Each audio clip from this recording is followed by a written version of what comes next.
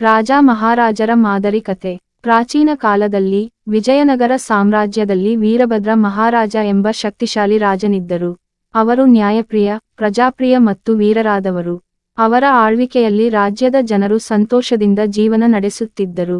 ರಾಜನ ಸಾಮರ್ಥ್ಯ ಮತ್ತು ದಯೆ. ವೀರಭದ್ರನಿಗೆ ಜ್ಞಾನ, ಧೈರ್ಯ ಮತ್ತು ಸಮರ್ಥ ಆಡಳಿತ ಕಲಿತಿದ್ದು, ತೊಲಿದಿವಸದಿಂದಲೇ ಅವರು ಪ್ರಜೆಗಳಿಗಾಗಿ ದುಡಿದರು.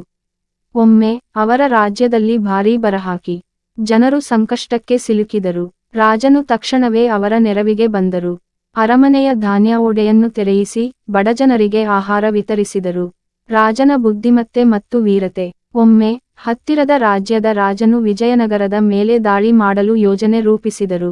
ಇದನ್ನು ಅರಿತ ರಾಜ ವೀರಭದ್ರ ಕುಶಲತೆಯಿಂದ ತನ್ನ ಸೈನ್ಯವನ್ನು ಸಂಘಟಿಸಿ ಯುದ್ಧಕ್ಕೆ ಸಜ್ಜಾದರು. ಆದರೆ ಯುದ್ಧಕ್ಕೂ ಮುನ್ನವೇ ಶತ್ರು ರಾಜನೊಡನೆ ಮಾತುಕತೆ ನಡೆಸಿ ಆತನನ್ನು ಶಾಂತಿಗೊಳಿಸಿ ಮಿತ್ರತ್ವವನ್ನು ಕಾಪಾಡಿದರು.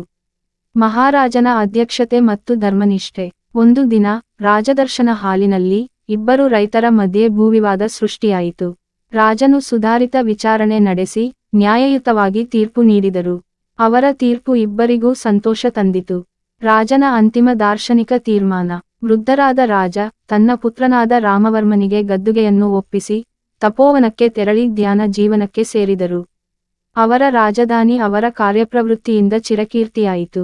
ಈ ರೀತಿ ವೀರಭದ್ರ ಮಹಾರಾಜನು ತನ್ನ ರಾಜಧಾನಿಯನ್ನು ಸಾಮರ್ಥ್ಯ, ಧರ್ಮ, ದಯೆ, ಶಾಂತಿ ಮತ್ತು ನ್ಯಾಯದಿಂದ ಆಳಿದ ಮಹಾನ್ ಮಹಾರಾಜನಾಗಿ ಇತಿಹಾಸದಲ್ಲಿ ಹೆಸರು ಮಾಡಿದರು.